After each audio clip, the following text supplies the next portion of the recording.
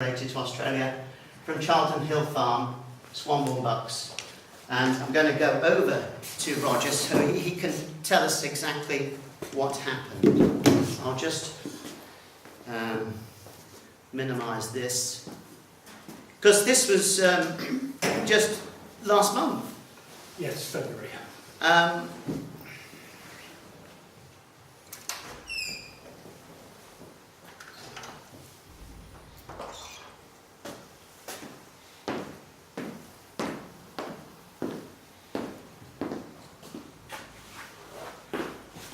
Right. Okay, I think we're ready then. Do that round. And yeah, okay. So, you ready? The first picture. Yeah. Okay. So, over to you, Roger. Right. My wife Anne and I here, we came to Swanbourne in 1976. We knew nothing at all about the village as it is and was, and we certainly didn't know anything about its more distant history in Western Australia. And since we moved here as sports photographers, we used to go to Australia mainly for the tennis in Melbourne, but we had friends and had an immense interest in the Swanbourne out there, and we've visited it many, many times. And in January 2001, you'll see a photograph on the wall up there, which is the Millennium photograph that we took in front of the village, and we thought it would be a good idea if we delivered that picture of Swanbourne to the other Swanbourne over there. And we handed it over to a guy called John Patterson. He was then the mayor of Nedlands, which doesn't sound quite as interesting as Swanbourne, but Nedlands is a conurbation near Fremantle, and it encompasses the communities of Swanbourne, Cottesloe and Claremont, all names that we're familiar with today. To give you an idea of size, the Swanbourne over there has about 4,000 residents, whereas of course here we have about 400 at the last count. And on this trip, Anne and I have been working with our fellow committee members on the STA to try and create closer links between our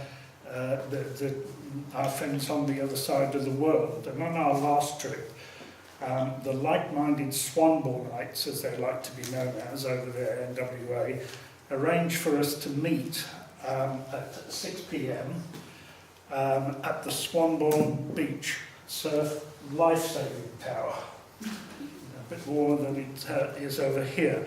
If you've not heard of Swanbourne Beach, it's famous, or some might say infamous, for being a nudist bathing beach. And where the beach ends, a bit further down there, the land becomes a training ground, which is owned by the Australian equivalent of the SAS. So about 20 of us, we picked up a few more, start from there, and we go off for a little walk with some local councillors and people very interested in keeping the Swanbourne name and the heritage sites going.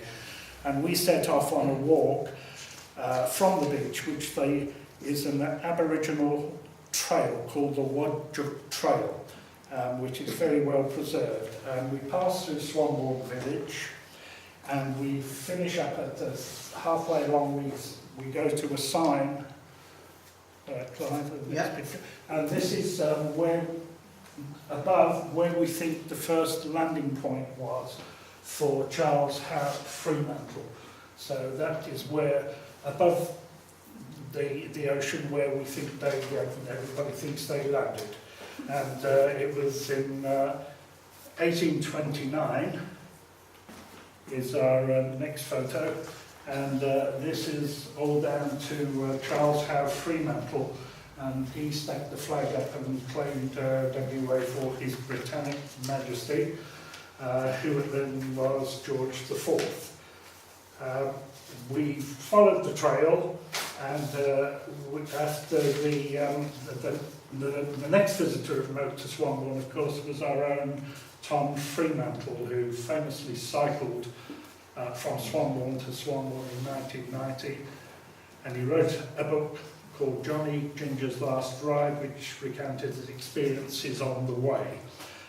So during this visit, Tom planted a tree in the heritage area, and that is the tree that he planted, and as you can see, it's doing pretty well. We also saw the preserved foundations of where Swanbourne School stood, and unfortunately it was demolished for redevelopment, as you can see, but they kept an entrance portal, and this here has been grassed over, and you can just about see the footings for what would have been some of the classes. So they kept it, and they did build a new school nearby. At the end of the walk, we all got together with the person who'd organised this trip. His name is Rod Griffiths, originally from Melbourne Mowbray, and we all had some nice drinks and had a good chat. And I showed them a little film about how Swanbourne looked, and the pictures were from when we'd had the snow on the ground in November, so they were quite amused and interested to see all that. And I've got a feeling there might be an influx of visitors from the other Swanbourne in the summer, so we're certainly expecting one or two. So back to where Clive left us. The other part of the mission on this trip was to follow up on some clues Clive had emailed to Anne and I to try and trace the descendants of a family from Swanbourne who the history group knew had emigrated to Western Australia in the 19th century. They had traced the descendants of James Adams, who was joint Lord of the Manor before T.F. Fremantle arrived, and there is a memorial to him in St Swithin's Church, as you saw when Clive last spoke. As he explained, there was no male heir to James Adams, so the residue of his estate passed on to another local family called Williamson, and this will be developed further after I finished. So Clive and Lyndon knew that a Sarah Ann Williamson had married into a family called Stewart, and traced the line from when they arrived in Australia, Western Australia, to a grandson called Robert Donald Stewart, a farmer who had died in Perth in 1983. And that's where the trail had gone cold, so we were charged with the responsibility of trying to find any surviving siblings. By now we'd just 3 days left of our trip before we were due to fly back home to England. In desperation, the first thing I did was look in the local phone directory for some Stewarts, and there were 24 names. I was intending to cold call all of them, but clearly that was a long shot. I'd also been discussing the project with our friend, some of whom you may have met. She's a historian in Nedlands, Anthea Harris, and you may remember that she came here in 2014 and gave a presentation about Charles Howe Fremantle in Swanbourne House School. She also told me that the WA government were running a museum in Albany which had developed a good online research archive. So I found that online and sent off a hopeful email that night to their info@email address. And to my surprise, the next morning, the day we were originally supposed to be flying back home, a chap called from responded. His name was Malcolm Trail, which was quite appropriate, with a couple of suggestions where we should then start looking at the genealogy online.